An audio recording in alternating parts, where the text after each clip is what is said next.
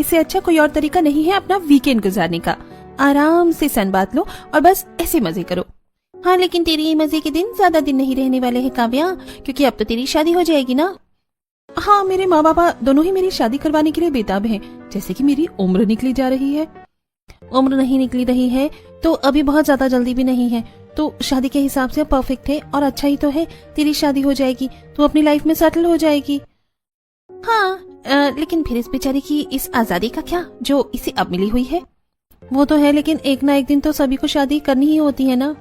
मेरी आजादी की तो तुम चिंता नहीं करो, मैं ऐसी लड़की नहीं हूँ जो किसी के भी दबाव में आकर रहे। मैं अपनी सास की भी सास बन जाऊंगी।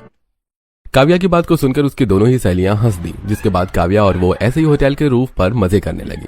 काव्या एक बेहद ही अमीर लड़की थी जिसने बचपन से जो कुछ भी मांगा था वो उसे मिला था और उसकी जिंदगी बहुत ही अच्छी गुजर रही थी। लेकिन अब काव्या के माँ बाप उसके लिए उसकी शादी करने को रिश्ता ढूंढ रहे थे, जहां एक घर में उन्होंने उसके फोटो भी दिए हुए थे। वहीं दूसरी तरफ काव्या के लिए जिस घर में बात चल रही थी उसी घर में उसका एक देवर भी था, जिसकी भी शादी के लिए काव्या के ससुराल वाले लड़की देख रहे थे।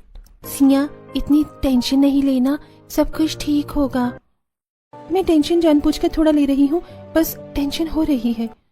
तो उससे सच्चा प्यार करती है ना, अगर वो भी तुझसे सच्चा प्यार करता होगा ना तो सारी दुनिया से लड़ जाएगा, लेकिन तेरे बिना किसी से शादी नहीं करेगा। सही कहा, मुझे भी यही लगता है, क्योंकि मेरे घर वाले तो मान जाएंगे लेकिन उसके घर वालों का नहीं पता है वो मानेंगी भी या नहीं। माँ बताएंगी भी कि क्यों बुलाया है? हाँ, सुनो, मैंने तुम दोनों के लिए ही ना बड़े अमीर घरों की लड़कियां देखी हैं, बहुत ज्यादा अच्छी हैं। एक नजर तुम लोग भी देख ही लो। और पता है जतिन, तेरे लिए तो मुझे एक पसंद भी आ गई है। माँ आप तो जानती हो कि लड़कियों और लड़कियों में मेरा कोई भी इंटरेस्ट नहीं था और शायद ना ही कभी बन पाएगा, तो जो भी आपको आपके हिसाब से अच्छी लगे आप उसे ही मेरे लिए चुन लेना। मैं आपकी पसंद में राजी हूँ। ये हुई ना मेरे राजा बेटे वाली बात। लगता है कि भैया ने गोरी चिट्टी भाभी की फोटो छिपकर देख ली थी और आप शरीफ बनने का नाटक कर रही हैं। अरे नहीं, तू तो मुझे जानती ही है। अरे चलो, तुम्हारा बड़ा और आदर्श बेटा तो तुम्हारी ही पसंद पर राजी है, आप छोटे से भी पूछ लो। राहुल, देख और देखकर बता कि ये लड़की कैसी है। नहीं माँ, मुझे किसी लड़की की तस्वीर नहीं देखनी है, आप इसे रख दो। क्यों, क्या हो गया बेटा, क्यों नहीं देखनी है? भैया, सुना तो था कि छोटे भाई बड़े भाइयों की नकल करते हैं, लेकिन आप भी करने लग जाओगे, ये मुझे अंदाजा नहीं था। नहीं गौरी, मैं कोई नकल भी नहीं कर रहा हूँ। दरअसल वो बात यह है कि मुझे एक लड़की पहले से ही पसंद है, तो मैं उसके अलावा किसी से शादी नहीं करूंगा। राहुल की बात को सुनकर पहले तो सभी चौंक गए, लेकिन उसके बाद उसकी माँ विमला बोली, अरे ये तो और भी अच्छी बात है कि तुझे पहले से ही कोई अच्छी लगती है लड़की। तू पहले नहीं बता सकता था, बेकार में मैंने पंडित जी से इतनी मेहनत करवाई। चल बता कि वो कौन है। बता दे बेटा, घबराना नहीं। दरअसल माँ, वो लड़की मेरी पहली पसंद है। पहली बार मैंने उसको एक सब्जी की ठेली पर देखा था, बस तभी से वो मेरे दिल में बस गई। वो पास वाली चोल में रहती है। राहुल की बात को सुनकर सभी घरवाले चौंक गए। और क्या हुआ, आप सभी लोग चुप क्यों हो गए? तो एक चोल की लड़की से शादी करेगा? तेरा दिमाग तो ठीक है, एक चौल की लड़की, उसकी हैसियत हमारे आगे खाक की भी नहीं है, और तू उस 2 कौड़ी की लड़की से शादी करेगा? सबसे पहले तो मैं माँ आपको ये बता दूं कि वो 2 कौड़ी की नहीं है। 2 कौड़ी का होना और गरीब होना दोनों में अंतर है। और जिस 2 कौड़ी की आप बात कर रही है ना, उन 2 कौड़ियों के लिए अक्सर अमीर ही अपना ईमान बेच खाते हैं। समझ आया आपको? मैं सिया से ही प्यार करता हूँ, तो अगर मैं शादी करूंगा तो उसी से करूंगा, नहीं तो ताउम्र मुझे कुंवारा रहने में कोई दिक्कत नहीं है। राहुल, मैं अपना फैसला बता चुका हूँ और अब मैं पीछे भी नहीं हटूंगा माँ। अरे विमला, चलो छोड़ो। अगर तुम्हारे बेटे को कोई लड़की अच्छी लगती है तो खाक डाल दो उसकी हैसियत पर। हमारे घर आकर तो वो इस घर की बेटी ही बन जाएगी, तो तुम उसे अपना लो। ये कैसी बात कर रही हैं आप? अरे छोड़ो ना माँ, आप एक बहू अपनी मर्जी से लात हो रही हैं, एक अपने बेटे की पसंद की आने दो। विमला को सभी घरवाले कन्विंस करने लगे, जिसके बाद विमला को न चाहते हुए भी राहुल की शादी उसकी पसंद की लड़की से करने देने के लिए हामी भरनी पड़ी। बस फिर क्या था, नीलम ने सिया और काव्या दोनों के घर ही शादी की बात की और दोनों बेटों का रिश्ता पक्का हो गया। आज के दिन जतिन और राहुल दोनों ही अपने काम से फ्री थे। और माँ, मैं कुछ देर को बाहर जा रहा हूँ। रुक रुक, कहाँ जा रहा है?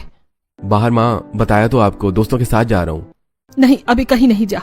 मैं काव्या के घर पर बात कर रही हूँ, आज उसको कहीं घुमाने को ले जाना। वैसे भी काम से तुझे फिर मौका नहीं मिलेगा और तुम दोनों इसी बहाने एक दूसरे को जान भी पाओगे।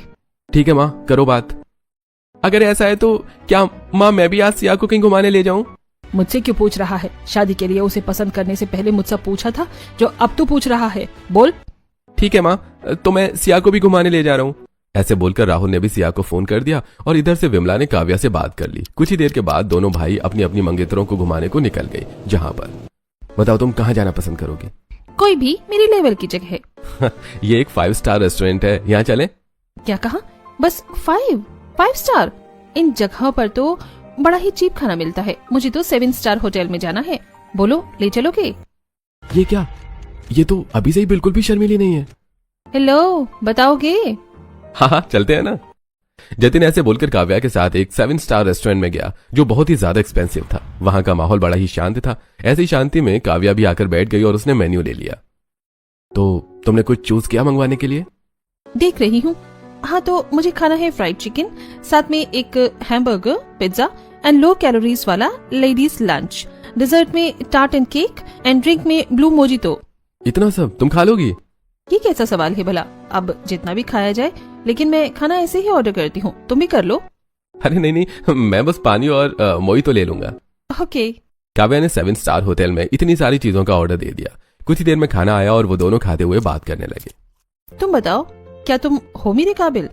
तुम्हारे माँ बाबा ने मुझे पसंद किया है तो कुछ तो देखा ही होगा ना। अच्छा, तो शादी के बाद के जो मेरे शौक हैं और जो खर्चे हैं, मैं उनके साथ कोई कॉम्प्रोमाइज नहीं करूंगी। बोलो, रख पाओगे? कोशिश पूरी रहेगी और बाकी वक्त बता देगा। मेरा खाना हो गया। तुमने कुछ भी नहीं खाया है? ये किस तरह तुमने खाया जो इतना का इतना ही बचा हुआ है? बस मुझे कम ही खाना था। अगर कम खाना था तो इतना सारा खाना ऑर्डर नहीं करना चाहिए था। तुमसे तो मेरे खर्चे अभी से नहीं उठ रहे हैं, तो आगे क्या उठाओगे? वो बात नहीं है, इस सब का बिल मैं ही पे करूंगा, लेकिन रहने दो। ये लीजिए आपका मोहितो। काव्या और जतिन के लिए वो वेटर ड्रिंक ला रहा था। वो बेचारा अचानक से आते ही गिर गया। सभी लोग उसे देखकर उठाने लगे। अरे भाई साहब, आप गिर कैसे गए? उठ जाइए। व्हाट द हेल, कितनी बेकार सर्विस है इस रेस्टोरेंट की। तो मैं जा रही हूँ। अरे काव्या रुको। भाई साहब, ये लो आपके पैसे। जतिन काव्या को रोकता हुआ उसके पीछे पीछे गया। काव्या गुस्से में अपनी गाड़ी में जाकर बैठ गई थी। एक तरफ से ये सब चल रहा था तो वहीं दूसरी तरफ। हम कहाँ जा रहे हैं? आज तो मैं तुम्हें 5 स्टार होटल की कॉफी पिलाकर लाऊंगा। नहीं, मुझे नहीं जाना है। गाड़ी रोक तो राहुल। क्यों, क्या बात होगी सिया? ये 5 स्टार होटल हम जैसी गरीब लड़कियों के लिए नहीं होते हैं। पागल हो गई हो? किसने कहा कि तुम गरीब हो? तुम अब मेरी पत्नी बनने वाली हो, समझ आया?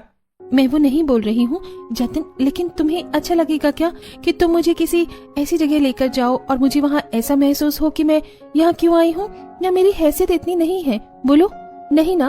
मुझे आउट ऑफ प्लेस महसूस करवाने में तुम्हें खुशी नहीं होगी ना? तो गाड़ी को रोक दो। हम किसी गरीब की चाय पर चलते हैं, वहाँ चाय की दुकान के बाहर चाय पियेंगे और बिस्कुट खाएंगे। इसीलिए मैंने तुम्हें चुना है सिया।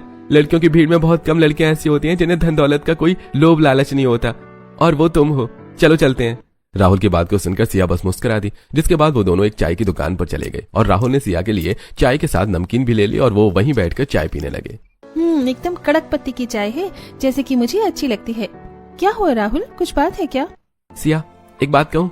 तुम्हारे साथ के लिए ना मैं अपने माँ बाप से भी लड़ गया हूँ। हमारी शादी ऐसे ही नहीं हो रही है। उसके पीछे मेरे परिवार की नाराजगी और मेरी जिद और मेरा तुम्हारे ऊपर विश्वास है। प्लीज सिया, तुम हमेशा ऐसे ही रहना, कभी नहीं बदलना। मेरे मान को टूटने नहीं देना। कभी मुझे मेरे परिवार से ये ताना न मिले कि मैं लव मैरिज करके बहू लाया हूँ, तो इसमें मेरी गलती है। मैं खुद मर जाऊंगी, लेकिन तुम्हारा जो ये मेरे ऊपर मान है ना, कभी भी इसको आज नहीं आने दूंगी राहुल, और ये मेरा वादा है। सिया ने राहुल को वादा किया, जिसके बाद राहुल सिया को चाय पिलाकर लोकल बाजार में ले गया, जहाँ से उसने उसे शॉपिंग करवाई। जल्दी बताओ, ये गुलाबी वाली कुर्ती लो या हरा वाला? अरे दोनों ले लो। नहीं, ये तुम भी जानते हो कि मैं दोनों नहीं लूंगी। चलो अब जल्दी से बताओ। सिया ने राहुल से पूछकर उसकी ही पसंद का कुर्ता ले लिया, जिसके बाद वो दोनों ही अपने अपने घर को आ गए। वहीं दूसरी तरफ काव्या ने जतिन को पूरा सताया हुआ था और साथ ही उसने उसका वॉलेट भी खाली करवा लिया था। अरे वाह, आज तो मैंने बहुत सारी शॉपिंग कर ली। ये पी। मेरे सारे पैसे उड़ा दिए और अब खुश हो रही है, लेकिन कम से कम इसका मूड तो सही हो गया। अरे जाओ, तुम्हारा घर आ गया है। ये सभी बैग्स मैं उठा कर लाऊं? लड़कियों से इस तरह काम नहीं करवाते हैं। फाइन, मैं रखता हूँ। मैं तुम्हारे बैग्स दरवाजे पर। बेचारे जतिन को खुद ही गाड़ी से निकलना पड़ा, जिसके बाद उसने काव्या का सामान दरवाजे पर रखवाया और काव्या इतराते हुए अपने घर में चली गई। कुछ ही देर के बाद जतिन घर आ गया। मैं आ गया माँ। घुमा लाया बेटा, बता वो कैसी लगी तुझे? माँ, अगर मैं सच कहूँ ना तो आप मेरी शादी करवा तो रही हैं, लेकिन मुझे वो लड़की बहुत ही ज्यादा नखरे वाली और एटीट्यूड वाली लगी। अमीर घर की लड़कियां ऐसी ही होती हैं। हाँ, क्योंकि बचपन से उनके नखरे उठाए जाते हैं, जिसकी वजह से वो ऐसी हो जाती हैं भाई। जो भी है, मैं तो अभी फ्रेश होने को जा रहा हूँ। जतिन ऐसे बोलकर अपने बाथरूम में चला गया और फ्रेश होने के बाद वो सो गया क्योंकि काव्या ने उसे बहुत ही थका दिया था। ऐसे ही दिन गुजर गए और आज के दिन दोनों ही भाइयों की शादी हो गई थी। अभी उन दोनों की ही पत्नियों के गृह प्रवेश का वक्त था और वो दरवाजे पर खड़ी हुई इंतजार कर रही थी। रेखा, सुना है कि एक तो महलों की शहजादी बहू लेकर आई है विमला और दूसरी तो फुटपाथी है। अरे बस हम क्या ही करें, बच्चे की जिद के आगे हार मान गए, वरना हमारे राहुल के लिए लड़कियों की कमी भी नहीं थी। मेरी पत्नी को कुछ भी बोलने से पहले लोग अपने गिरेबान में झांक लें कि कौन कितना काबिल है। राहुल की बात को सुनकर सभी लोग चुप हो गए, जिसके बाद दोनों बहुओं का गृह प्रवेश हुआ। आज के दिन काव्या का रवैया एकदम बदला हुआ था। वो बड़ी आहिस्ता से गृह प्रवेश की रस्म को करके घर के अंदर आई और उसने सभी के पांव छुए। अरे बहू जीती रहे, भगवान तुझे हमेशा खुश रखे। जीती रहे बहू। अरे वाह, अमीर घर से आई हुई बहू बस पैसे से ही नहीं बल्कि अपने संस्कारों से भी बहुत ज्यादा अमीर है। ऐसे ही थोड़ी ले आई हूँ मैं इसको बहू बनाकर, चिराग लेकर भी ढूंढोगी तो भी ऐसी बहू नहीं मिलेगी।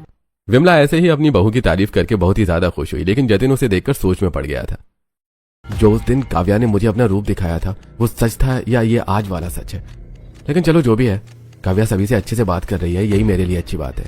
जतिन ऐसे ही बोलकर खुश हो गया। ऐसी काव्या के बाद सिया घर में आई, जिसने बड़ी ही नजाकत से गृह प्रवेश किया और फिर वो भी सभी का आशीर्वाद लेने लगी। अभी वो विमला के पांव छूने को झुकी ही थी कि विमला ने उससे अपने पांव को छिपा लिया। लगता है कि माँ जी को मैं पसंद नहीं हूँ। सिया जैसे झुकी थी वैसे ही उठ गई और ऐसे करने लगी कि जैसे कि उसने विमला के पांव को छू लिया हो, जिसके बाद भाभी, मैं कब से आपका इस घर में आने का इंतजार कर रही हूँ। आज आखिरकार आप इस घर में आ ही गयी। ये लीजिए, ये मेरी तरफ से आपके लिए एक छोटा सा तोहफा। शुक्रिया। क्या बेकार का तोहफा है, इसको तो मैं कभी इस्तेमाल भी ना करूं। काव्या ने अपने चेहरे पर खुशी दिखाई, जो कि बिल्कुल झूठ थी। वहीं बेचारी सिया ये देखकर उदास हो गई, लेकिन कुछ बोली नहीं। कुछ ही देर के बाद दोनों बहुएं अपने अपने कमरे में चली गईं, जहां पर ये देखिए, यहाँ जतिन जी मैं सोऊंगी क्योंकि मुझे बेड पर लेफ्ट साइड ही नींद आती है। बहुत बढ़िया। और मेरा क्या, मुझे भी तो इधर ही नींद आती है। सोफा नहीं, लेकिन अब से यहाँ मैं सोऊंगी। काव्या से बोलकर अपनी मर्जी से अपनी पसंद की साइड लेट गई, तो वहीं दूसरी तरफ वाह, ये हमारा कमरा है, बहुत ही ज्यादा सुंदर है। अच्छा लगा तुम्हें? आज गौरी ने जो नीचे किया सिया, उसके लिए मैं तुमसे माफी चाहता हूँ। अरे नहीं नहीं, आप क्यों माफी मांग रही हैं? मुझे बुरा नहीं लगा। मैं लव मैरिज वाली बहू हूँ ना, तो मुझे परिवार कुछ दिनों के बाद ही अपनाएगा। सिया ने खुद ही खुद को समझा दिया, जिससे कि राहुल को काफी अच्छा लगा। एक तरफ सिया थी जो सच में अच्छी थी, लेकिन कोई भी घर में उसकी अच्छाई को नहीं देख पा रहा था, तो वहीं दूसरी तरफ काव्या थी जो दिल की अच्छी नहीं थी, लेकिन घर में सभी उसे प्यार दे रहे थे। ऐसी एक दिन गुजरा और आज के दिन दोनों ही बहुओं की पहली रसोई की रस्म होनी थी। काव्या और सिया दोनों ही अपने कमरे में तैयार हो रही थी। वाह, आज लग रही हूँ ना मैं कि मैं हूँ एक बड़े घर की बहू। चलो अब नीचे चलती हूँ। चलो, मैं तैयार तो हो गई। सच में एक सुहागन होने का एहसास तो अलग ही होता है। अब आज का मेरा टारगेट है अपने खाने से अपने परिवार वालों को खुश करना। मैंने YouTube पर अच्छे से खाना बनाना सीख लिया है, अब मुझे बस आज अपने हाथों का जादू चलाना है। दोनों ही बहुएं ऐसे ही तैयार हो गईं और पहले काव्या नीचे गई। आ गई मेरी बहू। हाय, किसी की नजर न लग जाए, कितनी सोनी लग रही है। आजा, मैं तुझे आज सभी से मिलवाती हूँ। विमला ऐसे बोलकर काव्या को सभी मेहमानों के बीच ले गई, जहाँ पर वाह बहू, बड़ा रंग खिल रहा है। बस ऐसे ही अपनी रंग की तरह आज तू अपने हाथ से भी सभी को दीवाना बना दे। बुआ चिंता ना करे, ऐसे ही होगा। बहू, आज तो तू हमारी पसंद का खाना बनाना, क्योंकि इस घर के सदस्यों को तो तू खिला ही देगी अपने हाथों का खाना बनाकर। आज हमारा हक है, हम तेरे हाथ का खाना खाएंगे।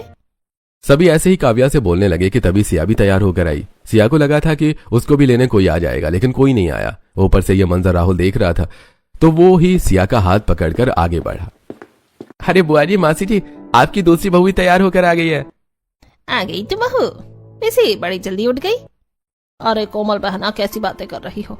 बड़े घर की बेटी है, सुबह को देर से उठने की आदत है इसको। आप सब? नहीं राहुल जी, जाने दीजिए। ऐसे नहीं बोलिए, थकान हो गई होगी, धीरे धीरे जल्दी उठने की आदत बन ही जाएगी। काव्या ने अच्छी बनते हुए सिया की तरफदारी की। सिया ने आसपास और मेहमानों की बातें सारी ही सहन कर ली, जिसके बाद दोनों बहुएं खाना बनाने को रसोई में आ गईं। लेकिन काव्या बाहर जितनी मीठी और अच्छी बन रही थी, उसने अंदर जाते ही वैसे ही रूप बदल लिया। घर वालों ने छोले भटूरे, खीर और पूरी सब्जी बनाने को बोला है। साथ में पुलाव, हलवा पराठा और पनीर टिक्का भी बनाना है। तो इसमें से पनीर टिक्का, छोले भटूरे और खीर मैं बनाऊंगी, समझ आया?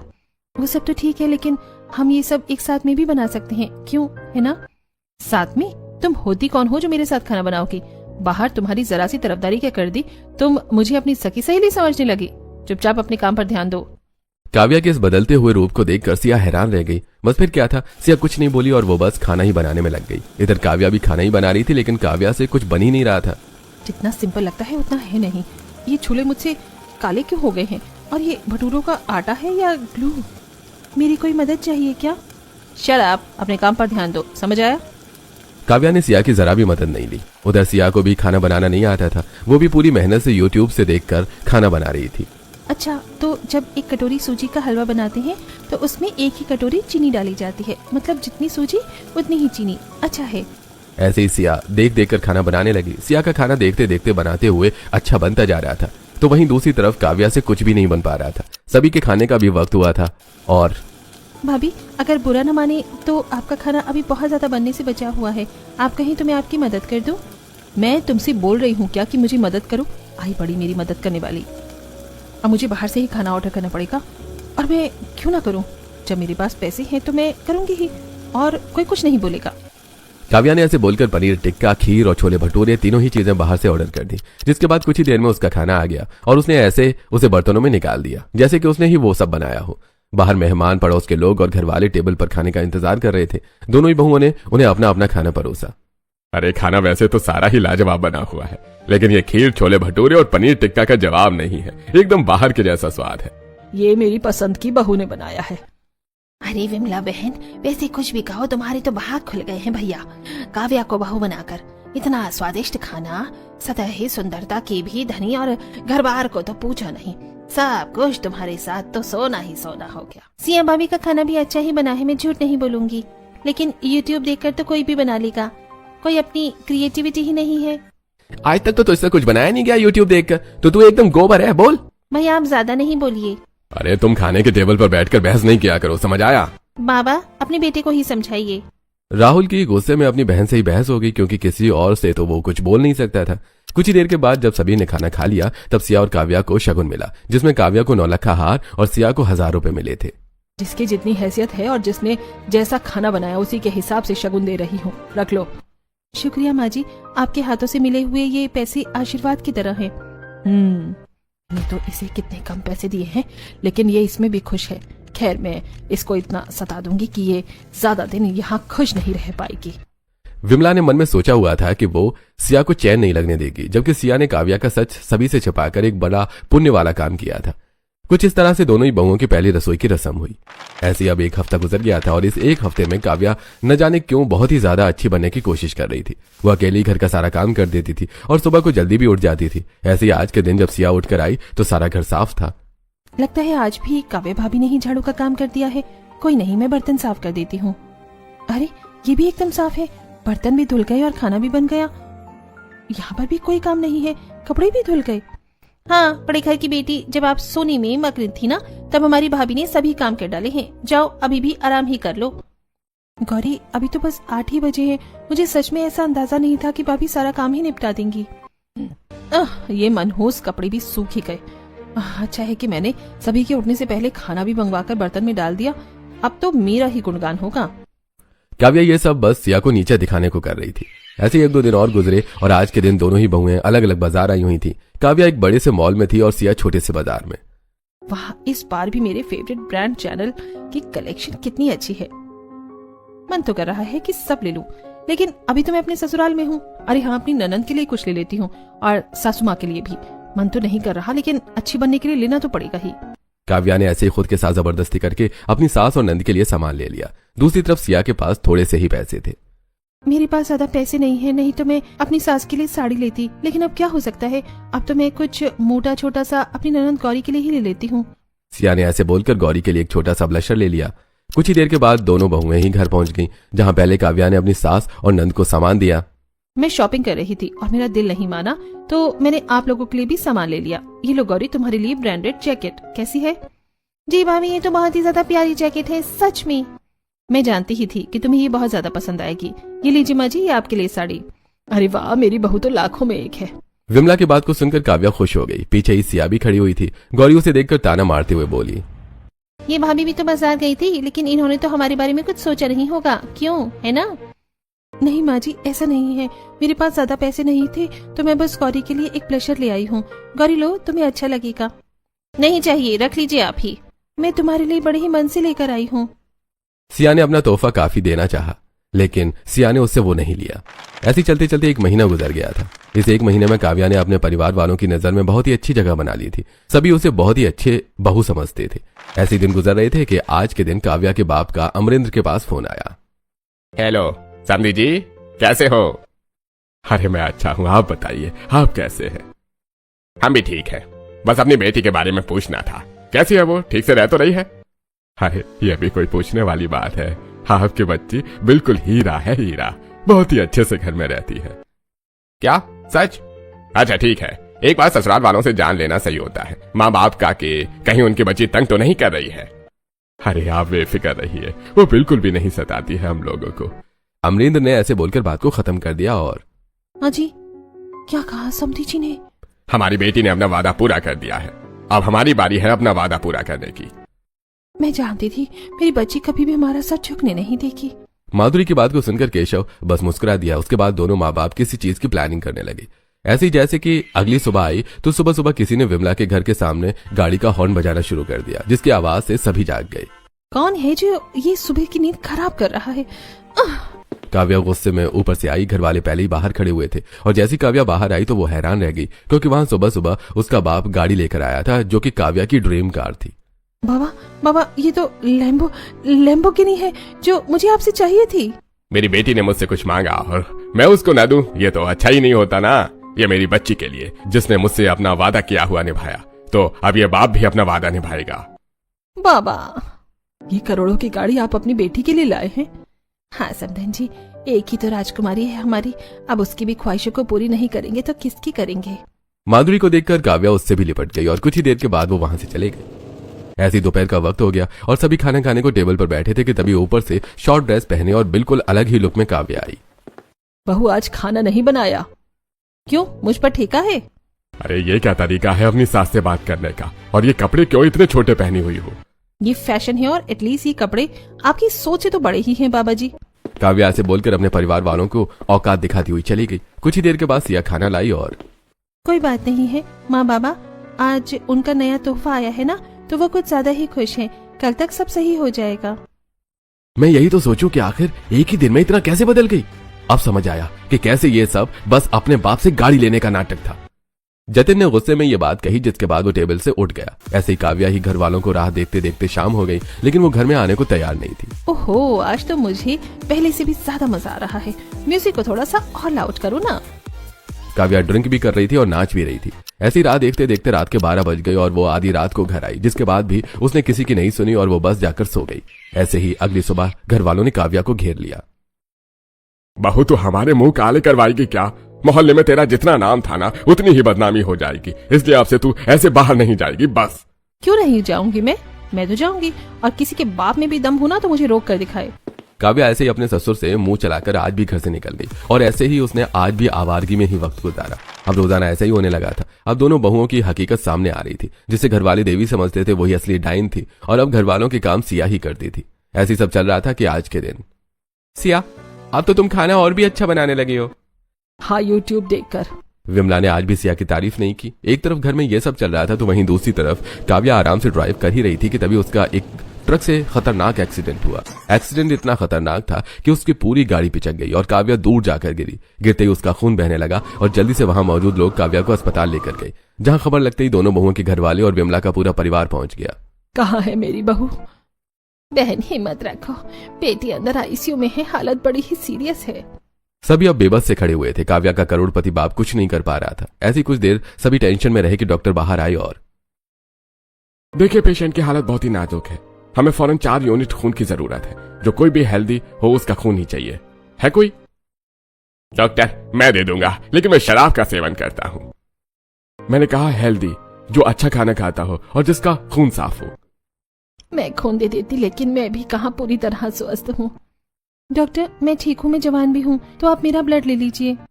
ठीक है, आप पहले अपना ब्लड ग्रुप दिखाइए। लखन ने सिया को चेक किया तो उसका ब्लड काव्या के ब्लड से मिल गया। बस फिर क्या था, जहां अमीरी भी बेबस हो गई थी वहीं एक गरीब ने काव्या की जान बचाई।